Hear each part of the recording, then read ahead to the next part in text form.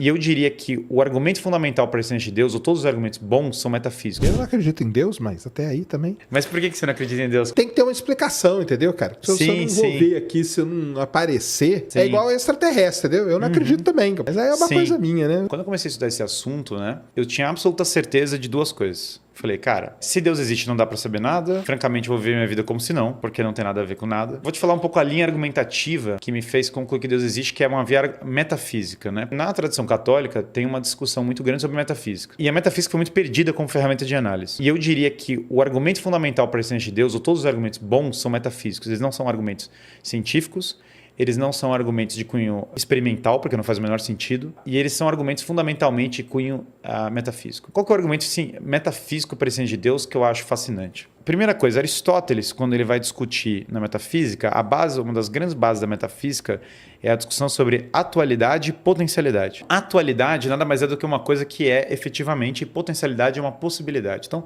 essa garrafa pode cair, ela tem a possibilidade de cair, e ela está do jeito como ela está. Se ela cair de fato, a atualização dessa potencialidade, que é o que Aristóteles chama de movimento.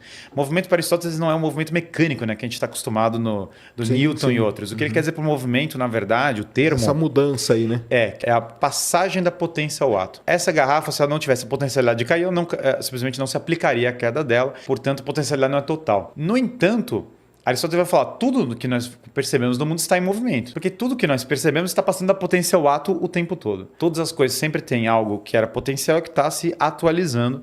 E essa é meio que a estrutura metafísica básica. Só que aí nós vamos perceber um problema nessa cadeia. Por quê? Sempre que nós passamos da potência ao ato, nós precisamos de algo em ato anterior à potência. Então a sequência PA não pode existir. Por que não pode existir? Porque do contrário eu teria que admitir a geração espontânea, que acontece por nenhuma causa. Por que cai essa água? Por nada. Ela cai porque ela cai. Porque simplesmente potências podem se atualizar do nada. Do nada uma coisa pode acontecer sem um motivo. Não, Aristóteles fala, justamente porque nada pode ser totalmente arbitrário, arbitrário que eu quero dizer, sem uma causa, é necessário algo em ato anterior para que a potencialidade se atualize. Então tem um outro ato externo ou interno, ou seja, vinculado à própria... alguma coisa que faz cair, algo real é necessário para que a água caia. Se algo fosse só potência, não atualizaria. Então a sequência natural não é PA, ela é APA, ou seja, um ato move algo da potencialidade para a atualização dessa potência. Então, força igual a massa vezes aceleração. Pois é, uma série de coisas, Aristóteles argumentaria que 1000 coisas que você vai ver na realidade, que você pode discutir de vários itens, vão se encaixar nessa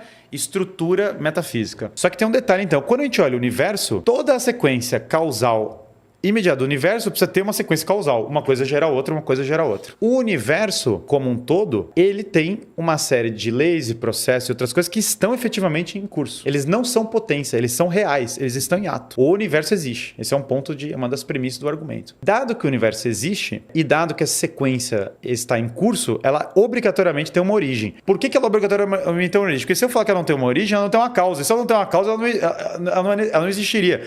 Porque eu acabei de falar que para ter PA, para atualizar a potência, precisa ter um ato anterior. Ora, o que é um ato anterior a toda a sequência de movimentos do próprio universo?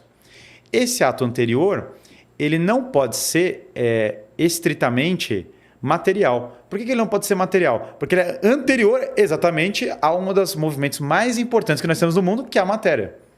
Por definição, se a matéria tem uma causa, a causa da matéria tem que ser anterior à matéria. Ele não pode ser espacial na maneira como nós imaginamos, ou temporal da maneira como nós imaginamos. Por quê? Por definição, ele está causando, ele é anterior na tabela àquilo que é espacial e àquilo que é temporal. Portanto, como ele é anterior na cadeia, ele não é nem espacial nem temporal. Eu acho impossível, sinceramente, chegar na conclusão que Deus existe pela física. Eu acho que não tem nada a ver. Não, Deus não. Mas eu tô falando o início aí de tudo aí que você falou. Mas esse início, veja, qualquer item que a gente introduza vai continuar persistindo o problema que eu tô falando. Por quê? Você fala que tem cordas, você fala que tem uma dinâmica quântica, você introduz qualquer item. Se esse item está em movimento, persiste o problema que eu falei. Porque esse primeiro ato não pode estar em movimento. Ele também não é temporal e ele não é espacial. E não sendo temporal e espacial, ele também tem um outro detalhe. O universo tem um elemento de acaso. No entanto, o universo não é por acaso, porque ele também tem um elemento de ordem. Repara que o universo não é só acaso, ele tem ordem e acaso, os dois convivem. Aristóteles, bom e velho, fala isso. Ordem. Acaso não precisa necessariamente ter algo de inteligência por trás do acaso, isso é evidente.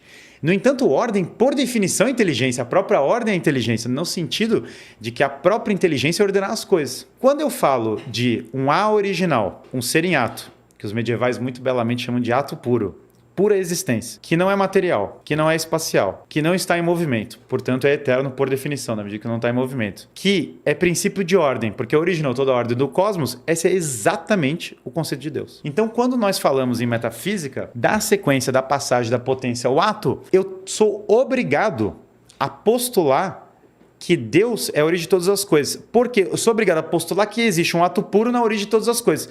Do contrário, o que eu estou afirmando? Se eu não admito esse ato puro, eu estou afirmando que existiu em algum momento uma passagem da potência ao ato que não teve causalidade alguma. Se eu afirmo que as coisas não necessariamente têm uma causa, qual é o problema da quebra desse argumento? Porque ele é um argumento tão bom. Eu coloco em xeque todo o conhecimento humano sobre tudo, mas não só todo o conhecimento humano sobre tudo, como a própria ciência. Porque se as coisas podem não ter uma causa, eu posso literalmente afirmar que a água caiu por nenhum motivo e não existe investigação sobre isso. Eu renuncio à crença em Deus facilmente se alguém demonstrar que o que eu acabei de falar está errado. Eu realmente renuncio. É tranquilidade total. É só a pessoa me demonstrar, falar, Guilherme, está errado por isso, isso, isso. É por isso que o erro está aqui, é por isso.